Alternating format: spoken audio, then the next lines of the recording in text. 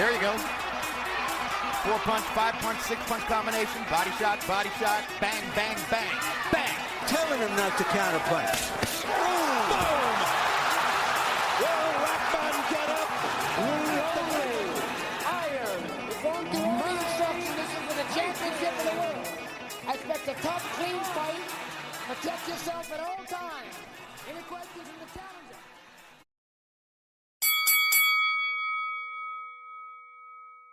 Welcome back, fight fans, to the Fight City podcast, the official podcast for thefightcity.com. I'm your host, Jeff Foose, and we are continuing our The Weekend That Was series. Joining me today is my own brother, Kevin Foose, a decorated former amateur boxer, now turned spectator. How are you, Kevin? I'm doing great. I can't wait to deep dive into the fights that we had just this past week, yesterday, actually. Let's go ahead and get started with the first fight that I actually caught. Gary Antoine Russell versus Alberto Puello. Gary Antoine Russell was an upset. Alberto Puello became the first man to take down Gary Antoine Russell's undefeated status. It went the distance, and he defeated him over the 12 rounds. The judges' scorecards were 115 to 112 for Puello, 114 to 113 for Puello, and one judge scored it 118 109 for Gary Antoine Russell. I don't know what that is about. I did see a lot of a visceral reaction on boxing Twitter, or X, I should say, which is I feel very justified for that type of reaction. They were both southpaws, so it didn't necessarily blend well. They got caught up a lot. It was really messy. Puello got deducted a point for holding in the 9th round. I guess with all of that to say, it just wasn't, I don't know. I wasn't a fan of this fight, but then again, styles makes fights. And, when you get two southpaws, sometimes they make, sometimes they don't. Kevin, what was your assessment? I thought it was an interesting fight. It was enough to catch my interest. I paid for the pay-per-view, so I was like, I'm going to get my money's worth and actually sit and watch all these fights here. The point deduction for the excessive holding, if that's whatever the ref wants to call it, I don't understand how it can be excessive holding when he was using it strategically. It wasn't like he was purposely running into Antoine trying to hug him like he wanted to slow dance at prom. I thought he was using it very effectively, and Antoine just didn't have an answer for it. How the ref usually would tell you to fight out of it. It kind of seemed that the ref was on Gary Antoine's side when it came to holding, but I just don't think. And I'm going to use the name Gary Antoine instead of Russell. I'm not going to use the last name Russell because I don't want to be like the commentators last night and keep referring to him as Gary Russell, and kept getting him confused with his brother that was actually in the ring helping assist coach. Gary Antoine, he just didn't have an answer. This guy seemed to check all the boxes to get the W. Yeah, like you said, the one judge giving it to Antoine, I don't know what they were watching. Teddy Atlas would say that judge needs to be reviewed and probably punished for that. But, it's above my pay grade. He's a young guy, and I know he's going to bounce back. Gary Antoine Russell, that is. His reaction, his somber reaction, he's very disappointed. I know in the post-fight interview, he said, I'm disappointment. I feel like I dishonored my family. He was slumped. His dad made a quip, which I just laughed at because, the boxing is the red light district of sports. Gary Russell Sr., trying to console him, said, "You did your thing, shorty. I didn't have the money to buy the judges." On a major pay-per-view card like this, I was like, there was an intentional, that was intentional, but that's kind of funny considering there are times where we're like, bro, where did that, if that one judge didn't score it that way, regardless, even though that was in favor of Russell, I don't know. I just thought that one line was just really funny. I like that they can poke fun at. No, I just like the fact that people, even people within their own box, they can poke fun at things like that because that boxing does get that controversial, oh, it's rigged, this and that. I'm just happy that someone in the actual boxing community, his coach could poke fun at that. Yeah, his dad, they're a boxing family from the region that you're currently living in, the DC area, the DMV. And so he's been around boxing his whole life, especially with his successful brothers. So, it's not impossible. You're not going to retain that undefeated status forever, I guess, unless you're Floyd Mayweather, I suppose, or Rocky Marciano. But like they've been around the ropes, is what I'm trying to say, I guess. And it is just kind of hard because now he feels like he has let his family down. But hey, life moves on. I'm sure he's going to bounce back. But congratulations to Alberto Puello. He remains undefeated, moving on 23-0 with 10 KOs, and now has claimed the WBC interim junior welterweight title. Moving on to the co-main event, one fight that I was actually intrigued to watch, David Benavidez, best Oleksandr Gvozdyk. David Benavidez put on a masterclass performance, winning a unanimous decision victory over former world champion Oleksandr Gvozdyk to claim the interim WBC light heavyweight title. The judges' scorecards reflected the Benavidez' dominance with scores of 116 to 112, 117 to 111, and 119 to 109. Oleksandr Gvozdyk, he actually felt like the judges' scorecards were fair, at least from the initial post-conference discussion. But at 37 years old and coming off, I would say, a 9-month layoff. His last fight was in September of 2023 because he had originally retired and then he came out of retirement.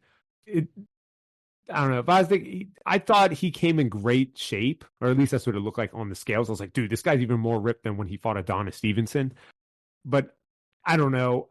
I'm kind of questioning. They say power is the last thing that goes in a fighter, but it seemed like a little bit more of a hitty-patter type of throwing punches to keep Benavidez on the outside.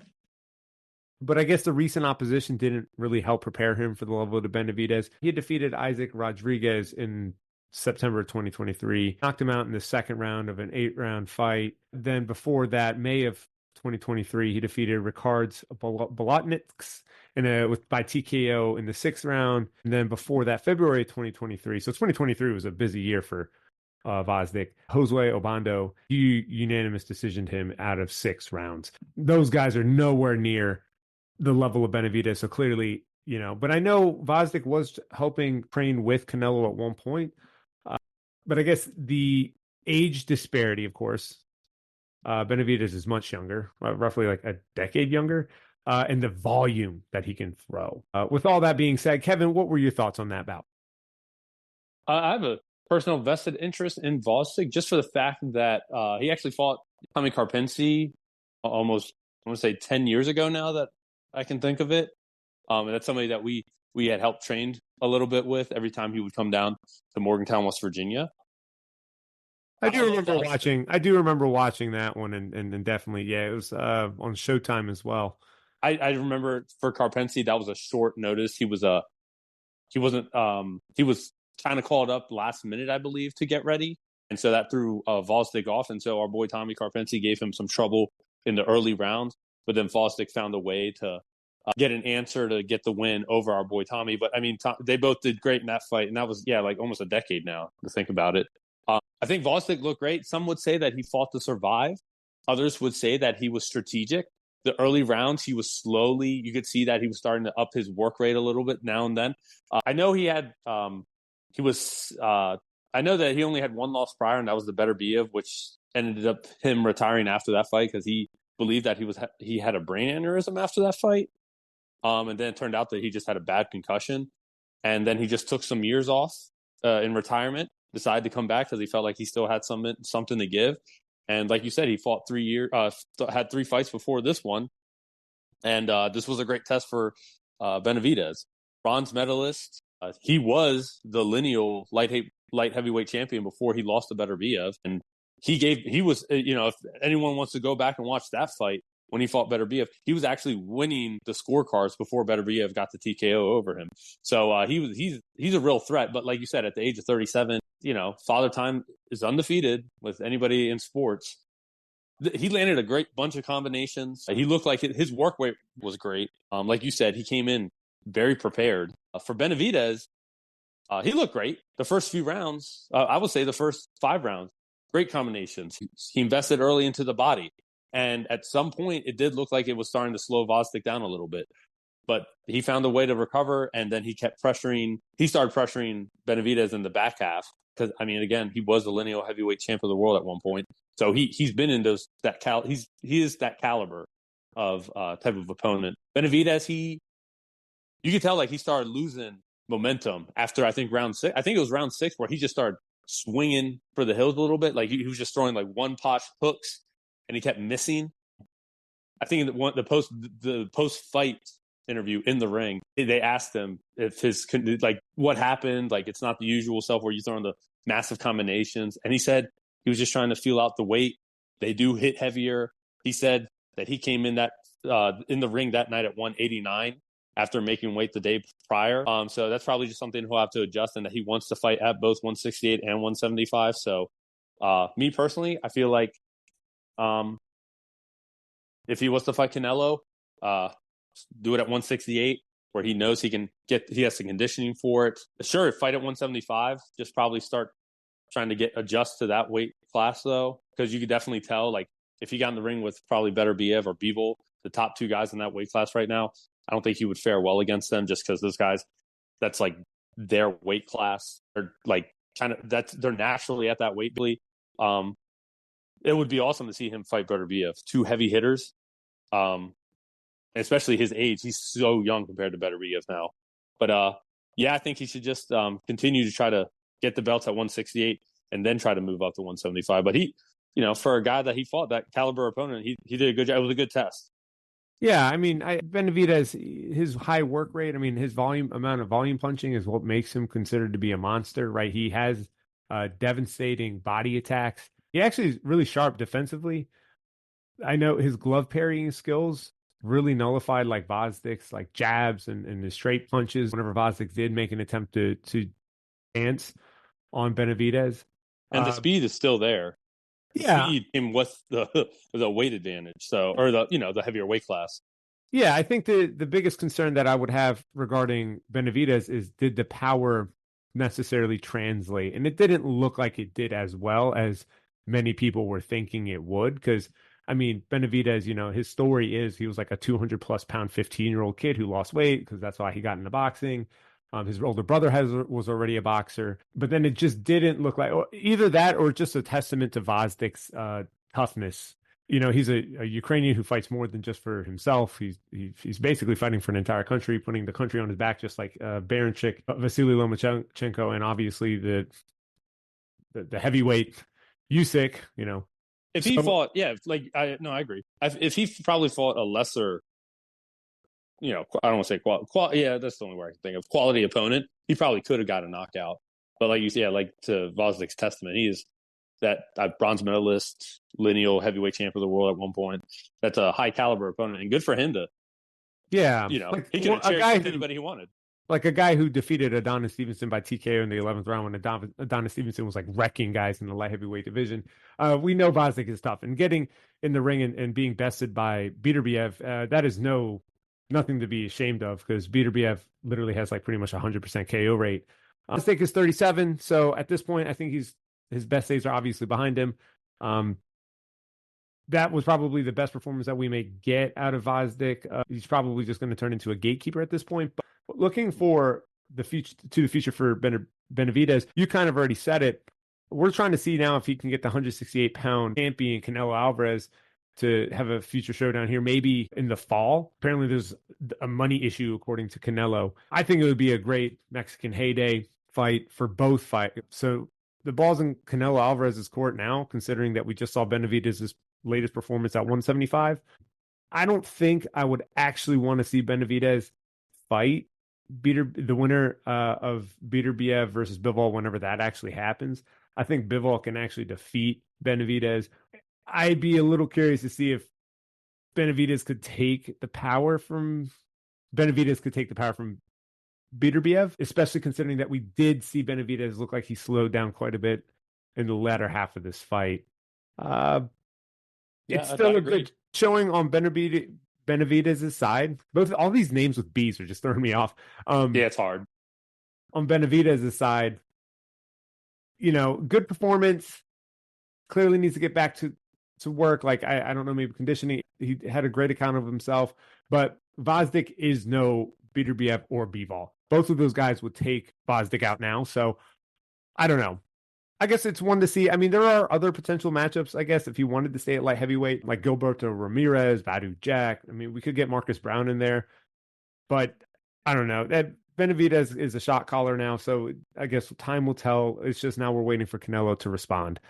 Moving on to the main fight, though, Gervonta Davis destroys Frank Martin, successfully defending his WBA lightweight title with an 8th round knockout at the MGM Grand. Actually, this was the 100th, what? 100th, I believe. Yeah, you're correct. 100th champion fight. Yeah, championship fight at the MGM Grand. So that's pretty cool. He was part of a historic moment in Las Vegas. I don't want to forget to mention this or even overlook it. Davis walking out to the Ghostbuster theme song. That is such an A-side luxury to do and such a power move on a guy who's never been on this stage before. I don't know. I just thought that was kind of funny. But to get back to the actual fight itself, noticing that Gervonta Davis, started slowly. Martin was winning. It seemed like he was winning most of the early rounds just due to all of that activity. I don't know how much Gervonta Davis respected his power. I know Davis said that, he does have a decent amount of power, but clearly by the halfway point of this bout, I'd even say by like round 5, Davis was like, all right, yeah, we've kind of had enough. Davis did start gaining momentum, like I said, in those middle rounds. And then he started walking down Martin. I know at one point I don't know if I say tweet or X, whatever the term you want to use now, about, dude, Davis is just walking Martin down with his hands down. Like there's clearly he's not concerned about a power punch at this point. And he just started landing a couple punishing shots, especially to the midsection, some uppercuts. In the 8th round, obviously, Davis landed a devastating left uppercut and it stunned Martin. You could see it like in slow motion. Like that was the punch. And I know Martin mentioned it, that he just kind of didn't see coming. And then he followed up with a straight left hand that knocked Martin unconscious. 2 left punches, kind of similar to that of the Japanese monster in a way. I mean, opposite, I guess it was right. That just took out an opponent and clearly took it out of the ref's hands. The referee waved it off at 129 of the 8th round, giving Davis the knockout victory. And then obviously we saw Gervonta's signature backflip off the ropes. Kevin, what was your assessment of this bout? It would have been funny if he came out to instead of the Ghostbusters theme song, he came out to Thriller instead, just because everything you saw on social media about the day before when Frank Martin was being interviewed after the weigh-ins, and they're like, he looks like Michael Jackson in the Thriller music video. The fight itself, spectacular job. I mean, Frank Martin did a hell of a job in the early rounds, setting dominance. I know everyone, we already know Gervonta Davis has he's a slow starter. He gets a feel for his opponent. I mean, he had a 14th month layoff because he was serving some jail time for his accident, the hit and run accident. But my favorite part was the knockout from the whole fight. He set him up with a 2-piece, and in boxing they say set up the knockout, and that's what Gervonta does best. He set it up, hit him with a 2-piece, and then right when he saw Frank Martin put his hands down after he tried to, he shelled up for that 2-piece, just came over, perfect left hand straight to the jaw. That was a textbook knockout. But for Frank Martin, I think he did a great job. That beast is definitely going to come for you. They call him the mini Mike Tyson. He tried to weather the storm after that initial, uppercut that you said when he clipped him to the body. I forget what round that was off the top of my head now. But I thought Frank Martin, he showed grit. He bit down. He didn't make excuses. I mean, there were times like you're watching the later, he's sitting on the ropes. You're just like, what's going on here? What are you doing? Why does anybody think it's a good idea to sit on the ropes with somebody that has dynamite in both hands right in front of you? That's slick too. It's crazy how many people forget that Gervonta Davis is actually a very skilled boxer just because they only talk about his knockout power. But it was great to see Gervonta back in the ring. I'd like to see him be a little more active now. There's a lot of guys in his weight class that he's itching to get at, and I hope that he fights one of them next. Frank Martin was a great caliber opponent, a great test. So the ball's in his court now, kind of whoever he wants to pick. Hopefully they say yes to the fight and agree to the terms. But like you and me talked about a minute ago, before we started, these weight cuts, these are very serious. Look what happened to Frank Martin. Lights out. He turned the light switch off right when he landed that left hand. These weight cuts are very draining on the fighters. And then to try to gain weight back like the night of the fight, before the fight, that exhausts you too. So Frank Martin, he's going to bounce back. I know he will. He has a great corner. Eric James is a great coach. But it was a great fight, especially, like you said, the 100th anniversary or 100th champion fight for the MGM. So it was a great spectacle. Yeah, I you made a comment regarding the weight cut, and Martin really looked ghostly. It's kind of disturbing seeing him up on the scale, and also like him trying to walk off the scale. I don't know maybe he was really thirsty because he had to cut all that water weight, because he is a really bigger guy. He's a big guy at this weight. I know post fight he said, I got comfortable chilling on the ropes trying to find that bigger shot. It wasn't presenting itself. I stopped doing my movement. He came in and landed a big shot, and it was a shot I didn't see, really. I just didn't see the shot. And so that's kind of disappointing for him. I'm wondering if the weight cut really did affect his legs, because he was moving around a lot at first, and then all of a sudden he just sit on the ropes. And Derek James has kind of mentioned that to him already. Already in the past and in the ring, in the fight itself, about stick and move. You just keep moving. Fight stat wise, Davis landed 53 of his power shots and 44% of his total punches, compared to Martin landing only 37% of his power shots. Davis now improves to 30-0, 28 knockouts. And then this is Martin's his first loss. Davis, really impressive with the boxing IQ. Obviously, he felt kind of safe. He kept walked in with his hands down, able to outbox, his taller opponent. And he was cutting off the ring really effectively when shooting body shots to Martin. Like you said, he had a 14-month layoff. He had to serve some jail time, which he said like humbled him and kind of like made him a little bit more realize how much more focused he needed to be regarding fights. Martin, I know some people were thinking like there was a lack of experience. This was such a big stage for him, and Gervonta Davis is a shot caller in the game. So, trying to implement an effective game plan against an elite level opponent. I know they've had sparring matches before, but those are just sparring sessions. This is a real fight for real money. This is Martin's biggest payday. Like he already said that he spent too much time on the ropes and in the corners, letting Davis essentially tee off and find out which uppercut and which hook to throw. He was the bigger man, but he didn't seem to use his size advantage too much in his favor. But maybe this was just too much of a bite. He bit off more than he could chew, essentially. But hey, you know what? Like you said, he'll be back. Now, with all that, someone did at a post-fight conference, Gervonta Davis was asked like who he wanted next, and he said everyone. So it's great. Gervonta Davis wants all the smoke. Hopefully he gets Vasily Lomachenko next, because that's the one that we've all been waiting for like the past 5 years. We also have Dennis Berinchyk, and then maybe a rematch with Isaac Cruz at 140. We all know Gervonta Davis can make it up there. Or the one person I would really like to see him fight or be in the ring with, besides Vasily Lomachenko, is Shakur Stevenson. That is out of all the current champions, that is one champion that I think that Stevenson is the one guy I think can definitely beat Gervonta Davis. But that's just me. I don't know, Kevin, do you have any pushback on that? No, I probably gonna get a lot of hate here for the Davis fans. I've watched Shakur Stevenson train in person.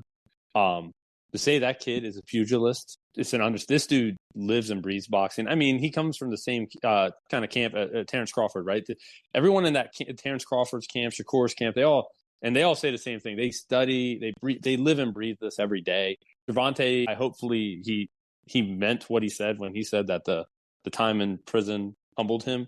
To kind of showed him what he needs to take serious in life. Because like if that's the case, and say he has the mentality of like the Terrence Crawford, the Shakur Stevensons out there, where they just live and breathe boxing, then he could probably try to beat Floyd Mayweather's record, right? Be undefeated and defeat all these champions if he takes it very serious. If I'm a betting man, Shakur Stevenson versus Gervonta Davis, I'd probably put it towards Shakur. I feel like he still has the keys to beat Gervonta. Like you said earlier, when he cut off the ring against Frank Martin, and that just shows how intelligent Gervonta Davis is, and I don't know why people don't give him more credit for that. Like these other people like Teofimo Lopez, when he fought Jermaine Ortiz, and like he kept yelling like quit running. We went in, like he was in the ring yelling at his Ortiz saying fight me like a man. All this nonsense. Hopefully he watched the fight and learned something about how to cut the ring off with an opponent that's very elusive. Again, with Frank Martin, I mentioned Shakur Stevenson. Maybe Andre Ward can talk to Frank Martin about the fact that, because like you said, he was the bigger man. Look at his size in the ring. See how much muscle he had on his body. Maybe if he lost a few pounds in the muscle category, he could probably go longer conditioning wise, because like we all know, you and me both, the more muscle you have, the more oxygen you need for those muscles to operate. And maybe if he lost a few pounds in the muscle category, he probably would have, had his legs underneath him still. But then again, like you said, also that weight drain, that takes a toll on your body. If Gervonta Davis fights Lomachenko, I wouldn't be upset about it. Lomachenko's, he's up there in age now, but he's still got it. We saw from his last fight, he still has it. He still has an itch to be champion, and that would be a great fight. If I was a bet man between Gervonta Davis and Lomachenko, I would either give it Lomachenko unanimous decision or Gervonta Davis knockout TKO between rounds 9 and 12. So that would be my pick if I had to decide two different routes. For Shakur Stevenson and Gervonta, I'd still give it to Shakur. Unanimous decision. Thank you. I think I tend to agree on that. Well, I guess we'll find out here. Shakur Stevenson, he still has a bout coming up in July, on July 6th, versus Artem Harutyunyan. I'm so sorry, Artem, I'm butchering your name. Harutyunyan. Yeah, send the guy the card for an apology. Yeah, I should. And that's going to be at the Prudential Center in Newark, New Jersey. And then some other upcoming fights is at the end of here, June 29th, Juan Francisco Estrada versus Jesse Rodriguez. Bam, bam. I'm excited for that one. And so we may have the weekend that was episode for y'all on that, as well as on June 29th, Teofimo Lopez versus Steve Claggett. I feel like people are sleeping on Steve Claggett. And I hope that Steve Claggett can kind of pull the upset and prove everyone wrong. But we'll see if Teofimo is back in his prime form. That's all we got for y'all today from the FightCity.com podcast. Thank you so much, Kevin, for discussing this weekend's bout card with me. I look forward to talking to you again. Thanks for having me. I appreciate it. Hey, everyone. It's Jeff here. If you like today's episode, don't forget to hit the subscribe button and check out all of our other content on thefightcity.com. The website link can be found in our show notes. Till next time.